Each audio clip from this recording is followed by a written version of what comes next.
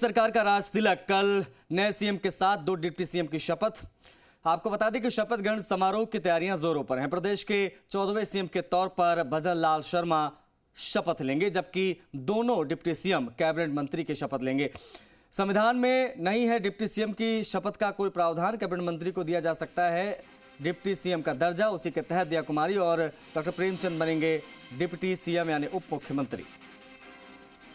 तो उप मुख्यमंत्री का फॉर्मूला बीजेपी ने उत्तर प्रदेश से शुरू किया, उसके बाद में छत्तीसगढ़ में भी 2 डिप्टी सीएम दिए, मध्य प्रदेश में 2 और यहाँ पर भी यानी राजस्थान में भी 2 डिप्टी सीएम दिया कुमारी और प्रेमचंद बैरवा कल शपथ लेंगे। हालांकि संविधान में इसका कोई प्रावधान नहीं है डिप्टी सीएम का, लेकिन कैबिनेट मंत्री को दर्जा जरूर डिप्टी सीएम का दिया जा सकता है। उसी के तहत शपथ लेंगे कल मुख्यमंत्री के साथ दोनों डिप्टी सीएम के तौर पर भी भजन लाल शर्मा, जिनको आप तस्वीरों में देख रहे हैं, तो पहली बार विधायक बने सांगानेर से और अब मुख्यमंत्री की जिम्मेदारी संभालेंगे।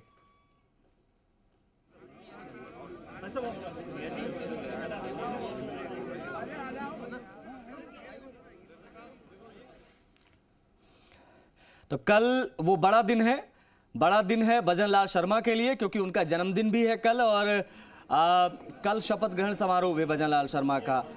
भरतपुर से आते हैं, पैतृक गांव भरतपुर में, लेकिन जीते हैं सांगानेर, जयपुर की विधानसभा सीट सांगानेर, वहां से जीते हैं। और बड़ी चीज़ ये है कि पहली बार जीते और मुख्यमंत्री की कुर्सी इनको दी गई है और एक बड़ी जिम्मेदारी, संगठन का अच्छा खासा अनुभव, लेकिन अब सरकार चलाने की जिम्मेदारी, एक नया चैलेंज, नई चुनौती आने वाले समय में।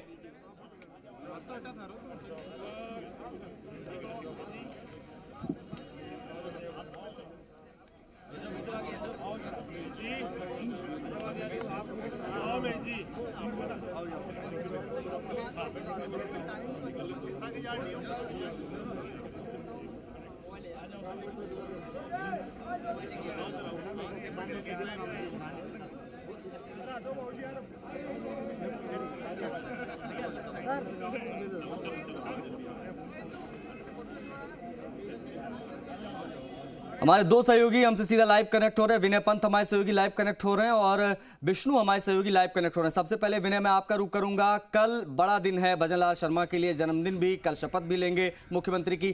क्या तैयारियां अल्बर्ट हॉल में की जा रही हैं मुख्यमंत्री के शपथ ग्रहण समारोह को लेकर? कौन कौन से गेस्ट लाइनअप हो गए हैं, जो पहुंचने वाले हैं, किस प्रकार के सुरक्षा व्यवस्था इंतजाम इत्यादि आप देख पा रहे हैं?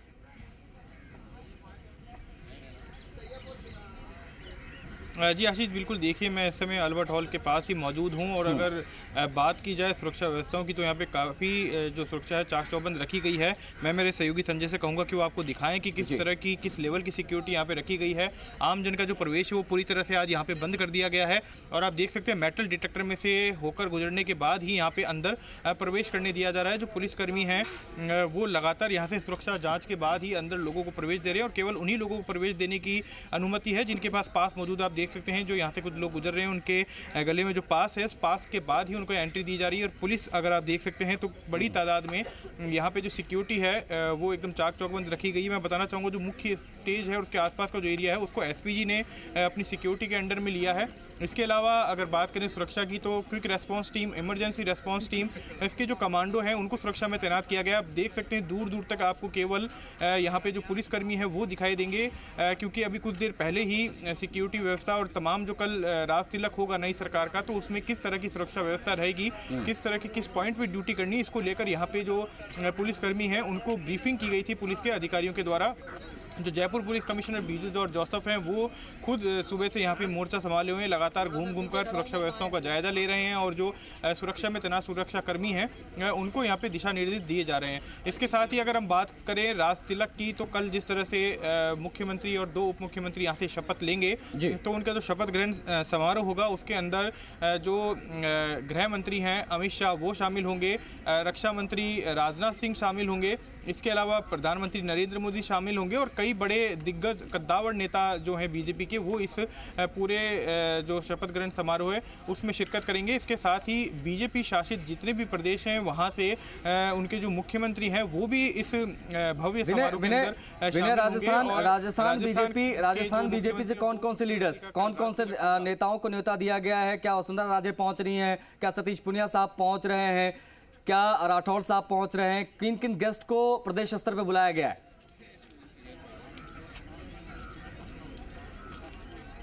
जी आशीष, वाकई देखिए मैं आपको बताना चाहूँगा, अगर बात करें राजस्थान के बीजेपी के कद्दावर नेताओं की तो वसुंधरा राजे, राजेंद्र राठौड़, सतीश पूनिया, इसके अलावा और भी जो बड़े नेता हैं वो सभी इस कार्यक्रम में शामिल होंगे। उनको निमंत्रण भेजा गया है और आज हम लोगों ने यहाँ पे देखा जो तैयारियाँ जिसको अंतिम रूप दिया जा रहा था उसका जायज़ा लेने के लिए खुद राजेंद्र राठौड़ और सतीश पूनिया यहाँ पे पहुँचे भी थे अभी से कुछ समय पहले, और उन्होंने तमाम जो तैयारियाँ हैं उनका जायज़ा लिया।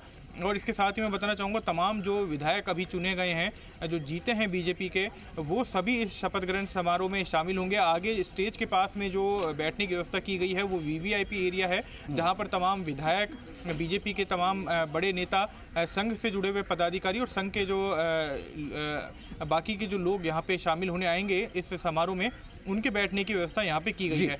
सुरक्षा को बिल्कुल चाक चौबंद रखा गया है, कोई परिंदा भी यहाँ पे पड़ नहीं मार सकता। विनय नजर भी आ रहा है क्योंकि जिस तरीके से आप तस्वीरें दिखा रहे हैं और तमाम जो रिपोर्ट्स आप वहां से भेज रहे हैं, दिख रहा है कि सुरक्षा व्यवस्था जो है वो चाक चौबंद की गई है और वहां पर विशेष इंतजाम इसके लिए दिखाई दे रहे हैं। बड़े बड़े अफसर खुद लगे हुए हैं। लौटूंगा विनय, आप बने रहिए हमारे साथ। विष्णु भी हमारे सहयोगी लगातार बने हुए हैं, विष्णु से बातचीत करेंगे। अब विष्णु देखिए, अब तक संगठन की जिम्मेदारी बखूबी निभाया भजनलाल शर्मा ने, लेकिन अब सरकार चलाने की जिम्मेदारी, दो अलग अलग चीजें हैं। कितना बड़ा चैलेंज यहां पर आपको नजर आ रहा भजनलाल शर्मा के सामने, क्योंकि एक नई जिम्मेदारी है? बिल्कुल नहीं, मुझे लगता है कि पहली बार सरकार में शामिल होंगे, सरकार चलाने की जिम्मेदारी दी गई, तो कितना बड़ा चैलेंज उनके लिए? बिल्कुल आशीष, संगठन चलाना अलग बात है और सरकार चलाना अलग बात है, क्योंकि सरकार के साथ ही उन्हें संगठन का अनुभव है लेकिन अभी राजनीति का अनुभव नहीं है। लेकिन कहा यह जाता है कि धीरे धीरे हर कोई सीख कर नहीं आता माँ के गर्भ से, वो यहाँ धरती पर आने के बाद, जन्म लेने के बाद ही सीखता है। यही हालात अब यहाँ होने, क्योंकि लगातार जो भले ही भजनलाल शर्मा 3 बार संगठन महामंत्री रहे, इसके अलावा उन्हें कई दायित्व यहाँ पर संभाले हैं।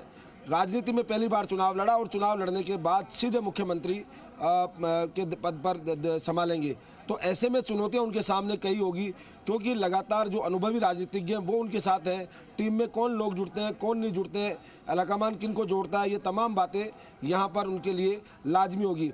सरकार चलाने के लिए चूँकि ब्यूरोक्रेसी साथ में, तमाम जो नेता हैं वो साथ रहते हैं, लेकिन सवाल यही है कि वो कितना उसमें आगे अपनी जो योग्यता है वो दिखा पाते हैं। संगठन भले ही उन्होंने चलाया, संगठन एक अनुशासनात्मक वो है, जबकि सरकार में कई पहलू हैं।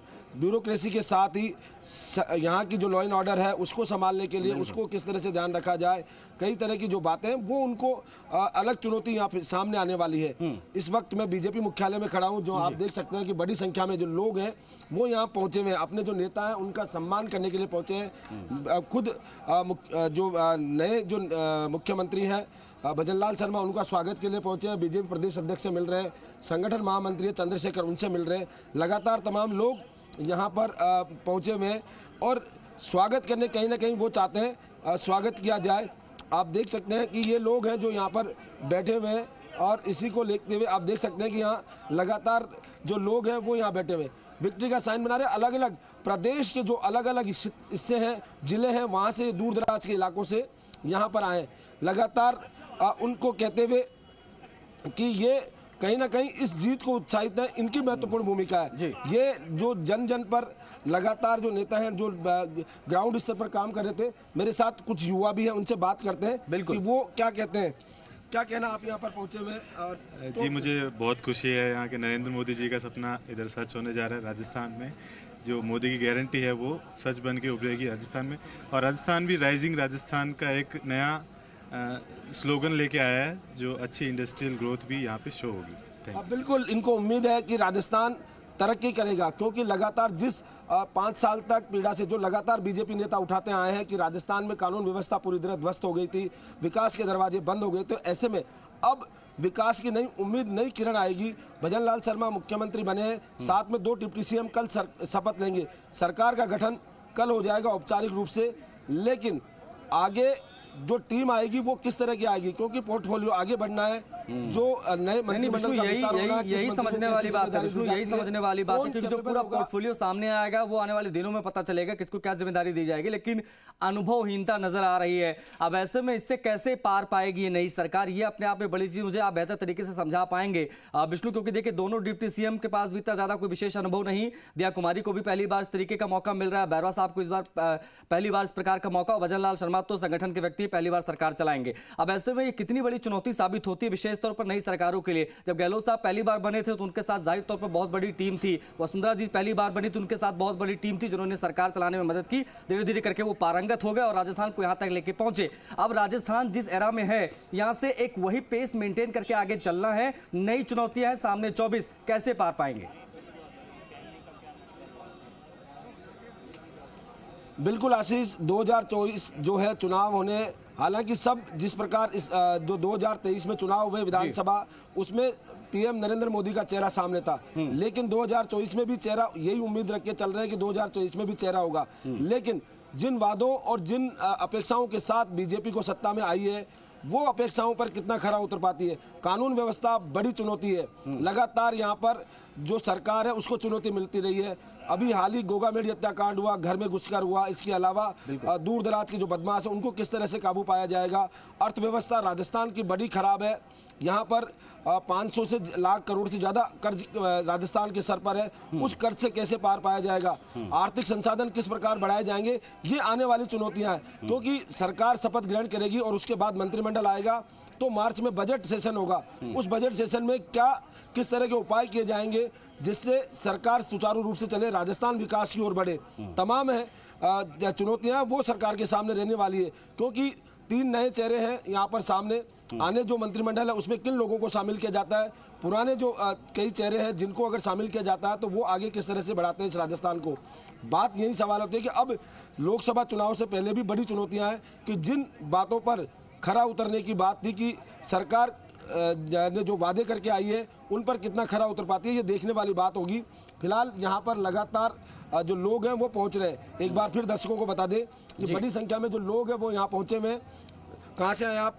हम चौटन विधानसभा क्षेत्र से आए। चौटन से आए, क्या किससे मिलने आए? हम यहाँ राजस्थान की जो नई सरकार बनने जा रही है उनकी सरकार में कौन मंत्री बन रहे हैं, कौन क्या, किसको क्या विभाग मिल रहा है, उन सबको तो, और आशा करते हैं कि हमारे चौटन विधानसभा क्षेत्र को इस बार सत्ता में भागीदारी मिले। चौटन यानी जैसलमेर, बाड़मेर के इलाका है और वहाँ से ये पहुँचे हुए, कई दूर से आए। मेरे साथ एक और नेता जैसलमेर से आए। कहाँ से आए आप और क्यों? मैं जैसलमेर से हूँ, मेरा नाम दुर्जन सिंह है और बीजेपी का कार्यकर्ता हूँ।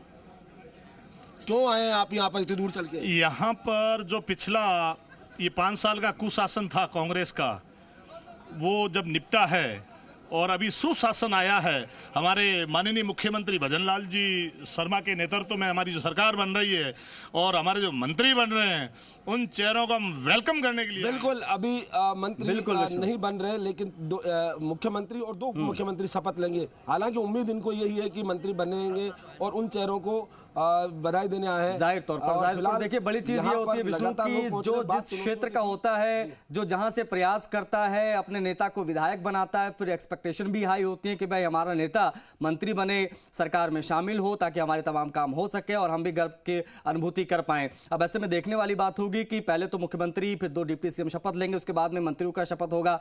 कौन कौन जिम्मेदारी किसको किसको मिलती है, इस तमाम चीजें हैं जो आने वाले दिनों में पता चलेंगी। लेकिन फिलहाल बहुत शुक्रिया आपका विष्णु, तमाम जानकारियों के लिए, बातचीत के लिए। विनय, आपका भी बहुत शुक्रिया इन तमाम